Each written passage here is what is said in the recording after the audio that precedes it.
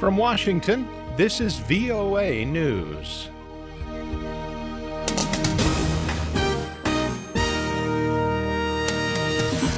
Iran's president hails a framework agreement reached with world powers that will protect Iran's nuclear rights and provide relief from international sanctions.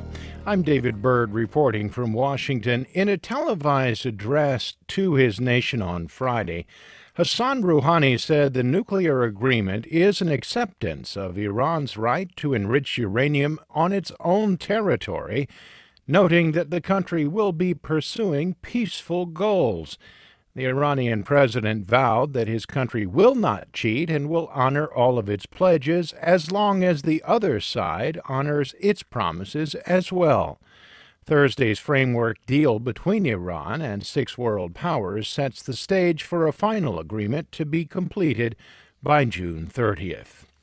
Authorities in Kenya are moving the bodies of many of the students killed by Islamist militants at an eastern university to the capital for identification. As VOA's Gabe Joselo reports, families gathered in Nairobi Friday following Thursday's attack at Garissa University College, which left 148 people dead. A day after the horror, the Garissa hospital has become the central meeting point for survivors and their families and those seeking answers. Sitting on a shady bench and wearing a hospital gown, second-year student Quintin Anyango says she woke up early Thursday, ready to study in a lecture hall at the Garissa University College. But when she came across several gunmen walking through campus, the day took a horrifying turn. Anyango hid with another student in a classroom, trying to remain still. They could do nothing but listen to the attack as it unfolded in a nearby room. By the time the attack was over, nearly 16 hours later, 147 people were killed. Gabe Joselo, VOA News, Garissa, Kenya. This is VOA News. Alqaeda militants captured a Kiyamany military base in the southern city of Mukalla on Friday after consolidating their hold on the city and taking its port. The move came a day after they stormed a prison there and freed 300 inmates. To the west, the Saudi-led coalition, trying to halt the advance of Houthi Shiite rebels, airdropped weapons to fighters battling the Houthis in the southern port city of Aden. A coalition spokesman, General Ahmed Asiri, said the airdrop helped change the situation on the ground. Residents in Aden say the Houthis withdrew Friday from one of the palaces of internationally backed President Abdrabbuh Mansour Hadi.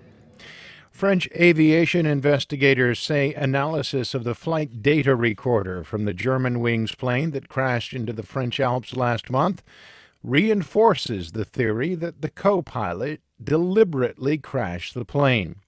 Investigators said Friday that the data indicates co-pilot Andreas Lubitz reset the automatic pilot and repeatedly increased the speed as the plane made its deadly descent. Also Thursday, German prosecutors investigating the crash said Lubitz had searched online for information on suicide and cockpit door security in the days before the crash. Voice recordings from the first black box led investigators to conclude the 27-year-old locked the pilot out of the cockpit before the plane crashed. 150 people died. Russian rescuers continued to search Friday for 13 crew members still missing from a trawler that sank in icy waters near Russia's Kamchatka Peninsula earlier this week.